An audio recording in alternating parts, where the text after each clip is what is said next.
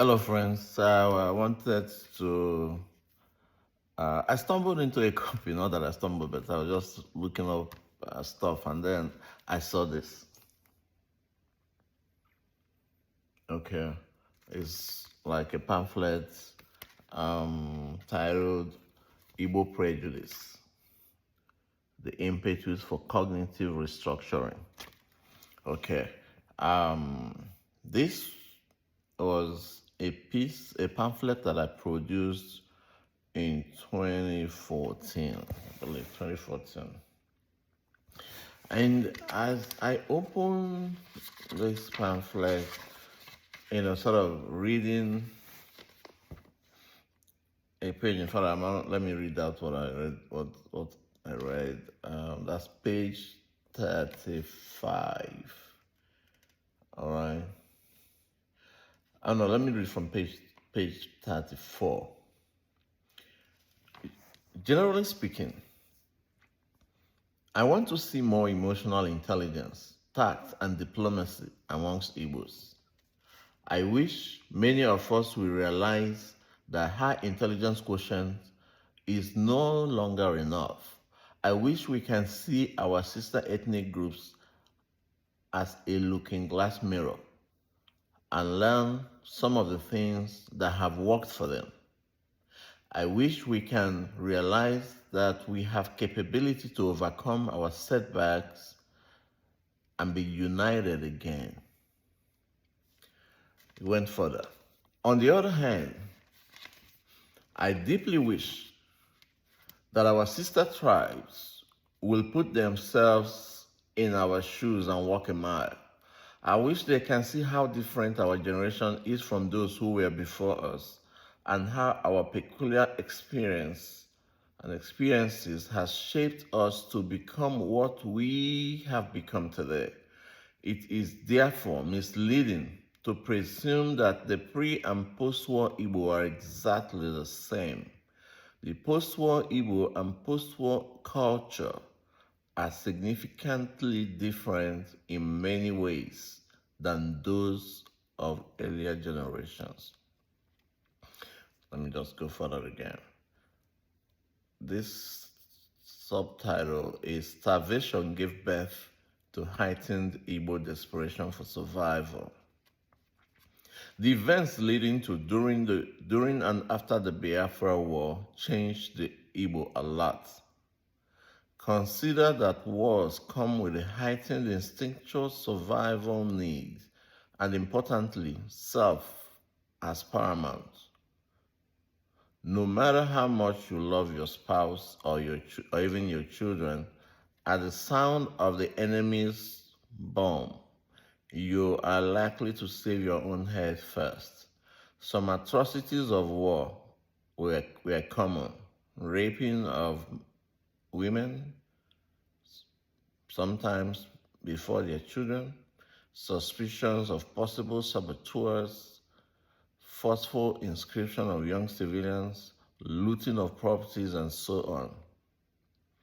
But there are some unusually unique atrocities meted out during the Biafran War, which in my view is responsible for making post-war Igbos more vulnerable, easily compromised, and the desperate survive at all costs kind of people they seem to have become today. I refer particularly to the genocidal starvation policies. Igbo civilians, especially children, women, and the civilian population did not find food to eat.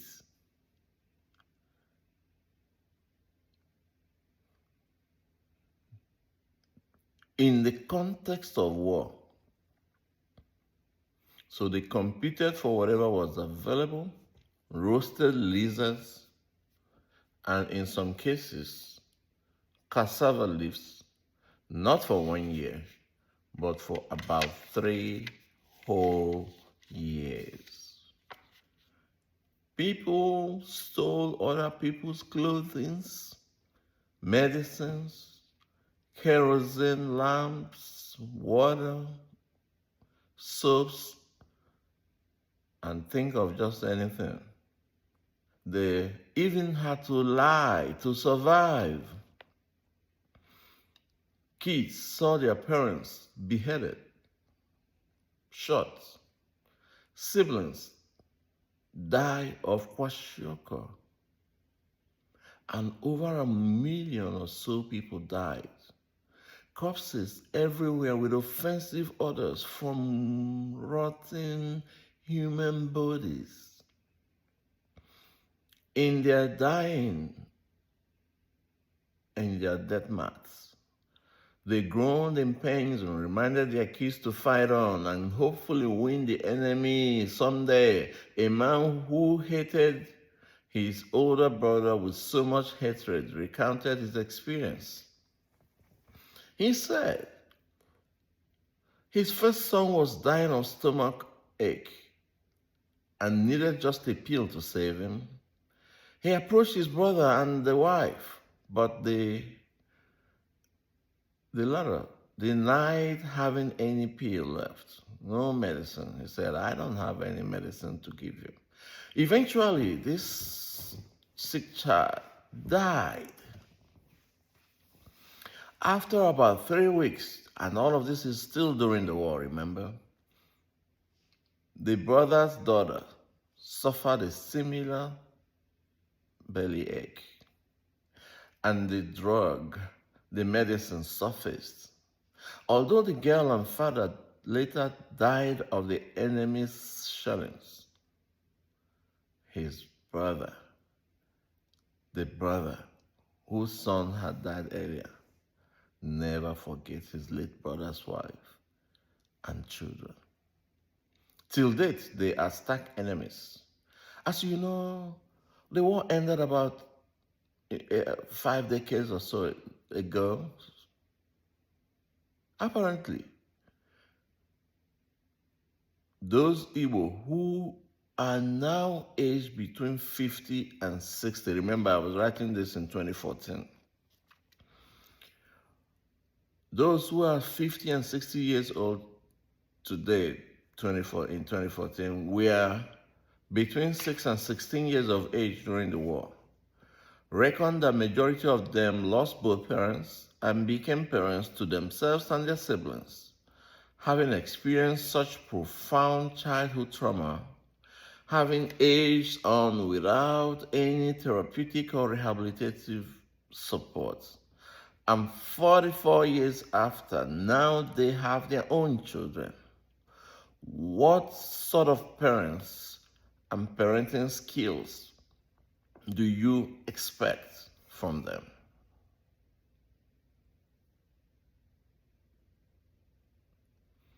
Is mere passage of time sufficient therapy for childhood trauma? The answer is capital no. It is not possible to fully understand post-war Igbo without considering the disunity, mistrust, disaffection that were first sown by the British system of leadership that disrupted what was available and imposed warrant chief systems and administration. It caused confusion and created gaps in society where distrust and mistrust was sown. Enmity began. It wasn't so widespread, but at least in the context of removing a leader and imposing another leader who was subservient to the imposter, who carries the order of the big man who came to disrupt what was traditional to them. So that sowed the seed of problems, right? According to this book, now I'm on page 37. It is not possible to fully understand the post-war Igbo without considering the disunity, mistrust, and disaffection institutionalized by the British warrant chief and administration system, and the possible complications of civil war, which induced or amplified self-survival culture. Remember, Igbos are individualistic thinking culture. All right? They first think of themselves as individuals before the group. So the group is a tool to sustain, preserve, or advance the individual interest. Okay, so that's core. The idea that the self matters is different than collectivist thinking cultures. For example, you see that amongst ethnic groups that have kings with powers. All right, kings with political powers. They actually have monarchical systems, and that's the thing. You see, Nigeria, when they were collapsing, amalgamating Nigeria, they didn't factor in that there are monarchies with monarchs, and you're trying to combine people with monarchical structures with those who are individualistic thinking. You see, if you bring in an American system, Igbos will thrive, because they want to assert themselves, they want to be individuals, they think as individuals. So if you run a system where this is the constitution and it applies to everybody, A to Z, Igbos will do well. But you see, when you're going to have to do all this monarchical, one individual, the law does not apply to everybody, to some people, or maybe some king takes decision for everybody. That's a little strange for the Igbo. It confuses them. All right, so let's return back to the book. The loss of the Civil War and the demise of millions of Igbo is not the only tragedy of the war. In my view, the effect of starvation on the psyche of survivors. Matter of fact, the war has both psychological impact on the survivors of the war, or the losers, those who lost. Okay, so there's a kind of I suspect a kind of inferiority complex and superiority complex. So superiority complex on the part of the people that won. Okay, so let's continue. The loss of the Civil War and the demise of millions of Igbo is not the only tragedy of the Biafra War. In my view, the effect of starvation on the psyche of survivors is more devastating. Starving a highly individualistic and egalitarian personality in a war situation can potentially fixate him in a me, myself, and I alone survival mode, which, if unchecked or not rehabilitated, may socialize and strengthen a conscience that seems to justify any means to survival. It also comes with mistrust, lack of ability, and of interest to unite, as well as fearlessness, even of death or punitive authority. Some people with a high motivation to achieve can become desperate and susceptible to compromise standards. It is for these reasons that I constantly propose a return to the famous 3R policy: rehabilitation, reintegration, and reconstruction. Okay, in particular, to date, non-Igbos have not been integrated or reintegrated into Igbo land, because integration is both ways. So you integrate Igbos back into mainstream Nigeria and reintegrate. So that formal programming wasn't done, and that's what has since, reinforced or consolidated this,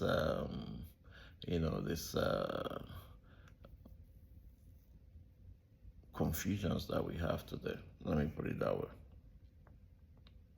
The 3R policy was a good initiative to transition Igbo back to the new Nigeria. Unfortunately, several aspects of the policy, or even the entire policy, was not implemented. It was terminated. It was thrown away. And people don't think there will be consequences. And you think mere passage of time is sufficient to remove the impact of what everybody knew was supposed to be happening. So, There are many negative prejudices held against Igbo by sister ethnic groups, some of which are indeed true today, are explicit proof that the rehabilitation, reintegration, and reconstruction of Igbo collective Igbo is still important. We need government and public understanding of this reality. This is what I wrote in this book many years ago, and now even with more experience and knowledge, I still believe that many of the ideas here are relevant and true today. Okay, so it's something I wrote about Igbo Prejudice many years ago, and I wish that I can rework it. I have the time to rework this and make it even more accessible. But anyway, just something to think about. Enjoy.